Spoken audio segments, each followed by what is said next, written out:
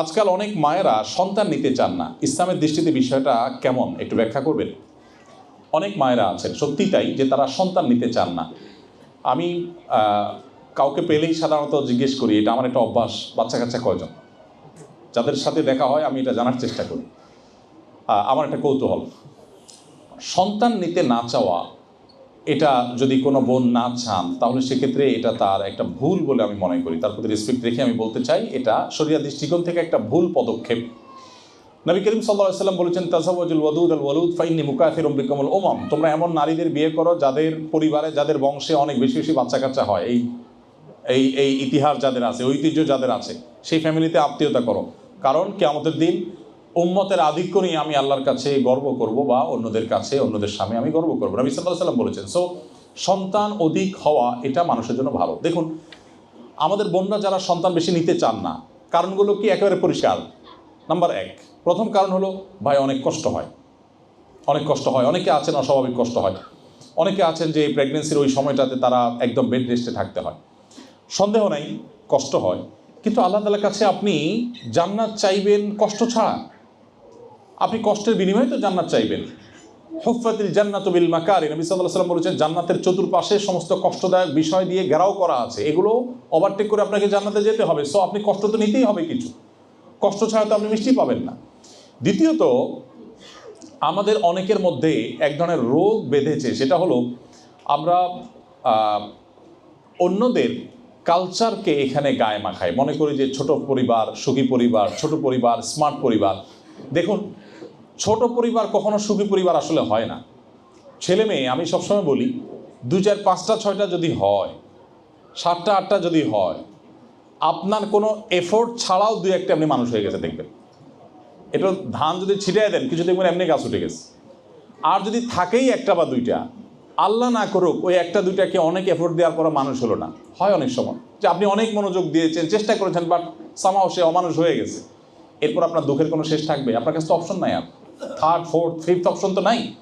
কিন্তু আপনার যদি বাচ্চা অনেকগুলো থাকে, যেটা বেলাইন হয়েছে, কানটা মোলে গেট ধরা দিতে পারবে, যে সোজা রাস্তা আছে, যেতে পারো। আলহামদুলিল্লাহ, যারা তুলনামূলকভাবে কোরআন এবং হাদিসের কাছাকাছি থাকার চেষ্টা করেন, তারা এই ক্রাইসিসটাতে অন্তত ভোগেন না। আপনি আপনার সমাজে খোঁজেন ডানে বামে, আপনি শত শত নজির এবং উদাহরণ দেখতে পাবেন যে মাত্র 1টা 2টা ছেলে মেয়ে আছে, ছেলে কানাডা থাকে, মেয়েটা আমেরিকায় থাকে।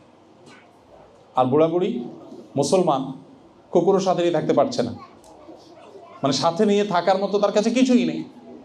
মানে হতভাগার কত প্রকার, কী কী, সেটা দেখার সবচেয়ে বড় জায়গা হলো এইটা। আমি আমার বন্ধুদেরকে বলতে চাই যে সন্তান এটা হলো সবচেয়ে বড় অ্যাসেট। কষ্ট হয় বুঝি, কিন্তু কতদিন কষ্ট হয়? 2 বছর, 3 বছর, 4 বছর। এরপরে 50, 60, 70 বছর যে সুফল ভোগ করবেন সেটা আপনার মাথায় আসে না। আপনি কষ্ট করবেন 3 বা 4 বছর, কিন্তু সুফল ভোগ করবেন অনেক লম্বা সময়। দেখুন, বাচ্চা কাচ্চা যখন বড় হয়, আপনি আমাদের সমাজের সাথে কম্পেয়ার করেন, এই জায়গাটাতে আমরা অনেক ভালো অবস্থানে আছি পৃথিবীর অনেক সমাজের চাইতে। যার 4-5টা ছেলে মেয়ে, তার বৃদ্ধ বয়সটা আপনি চিন্তা করুন। আমাদের দেশে গ্রামীণ পরিবেশে বৃদ্ধদের, মুরব্বীদের, বৃদ্ধাদের একটু অবস্থা চিন্তা করুন, দাদি নানিদের অবস্থা চিন্তা করুন, আমাদের যারা দাদি নানি আছে ওনাদের কথা চিন্তা করুন। ছেলে মেয়েরা যদি মাসে একবার করে আসে, খবর নেয়, তাতে তার প্রতিদিনই বা নিয়মিত তার কাছে কেউ না কেউ কানেক্টেড থাকছে। আজকে বড় ছেলে যোগাযোগ করছে, কালকে ছোট ছেলে করছে, সকালে এক ছেলে ফোন দিয়েছে, দুপুরে আরেক ছেলে ফোন দিয়েছে, উনি সবসময় ফুরফুরা মোডে আছেন। আর যদি থাকেই একটা, আর ওইটা যদি অমানুষ হয়, তাহলে এবার আপনার আর কোনো ফোনের আশায় বসে থাকবার সুযোগটা কিন্তু আর থাকে না। দেখুন, পৃথিবীতে যদি প্রতারণা থাকে, 5টা টপ প্রতারণা থাকে, তার ভিতরে একটা হলো এটা, যে ছোট পরিবার সুখী পরিবার। মিথ্যার যদি কোনো তালিকা করা হয়, লিস্ট করা হয়, মিথ্যার তালিকার শীর্ষে থাকবে এই কথাটা, যে ছোট পরিবার সুখী পরিবার। কে বলেছে আপনাকে? যাদের পরিবারের সদস্য যত বেশি থাকে তারা তত সুখে থাকে। হ্যাঁ, স্ট্রাগল করতে হয় একটা সময় পর্যন্ত, কিন্তু আল্লাহ যদি আপনাকে সাইজ করতে চান তো একটা বিচ্ছু দিয়ে দিবেন, লাইফ শেষ হয়ে যাবে। আবার দেখা যাবে একজনের 5-7টা পালতে এত কষ্ট হয় নাই।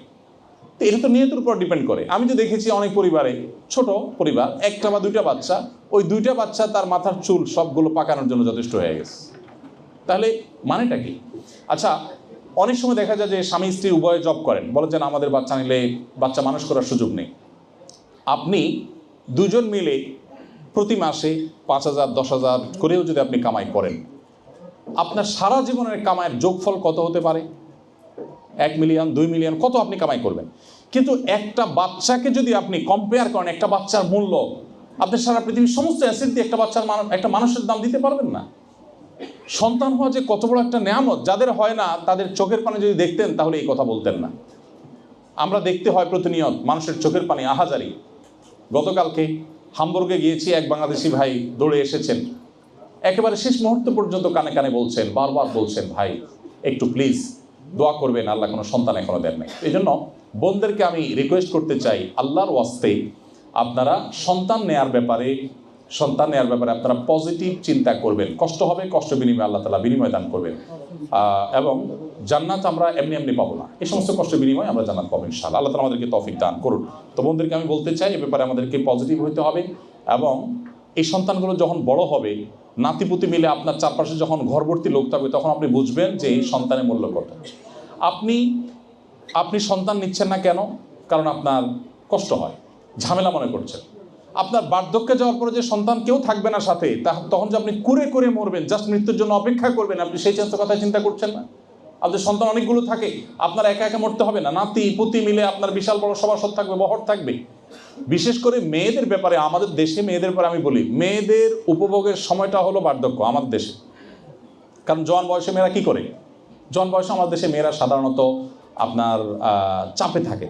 কীরকম চাপে থাকে? এই ননদ, এই শ্বশুর, এই দেবর, এই ভাসুর, স্বামীর সাথে ম্যাচ করতে করতে 10 বছর যায়, বোঝাপড়া হতে হতে, ঝগড়াঝাটি করে স্টাবল একটা পরিস্থিতি হইতে হইতে লম্বা একটা সময় চলে যায়। ছেলে মেয়ে যখন হয়ে যায়, সবগুলো মায়ের পক্ষে থাকে। যখন মেয়েরা দাদি নানি হয়, সবগুলো নানি দাদির পক্ষে থাকে, পুরুষদের পক্ষে থাকে না, বাহিনী সব তাদের। তাহলে সন্তান যত কম নেবেন, আপনার বাহিনী তত কম হবে। এখন ডিসিশন আপনাকে নিতে হবে।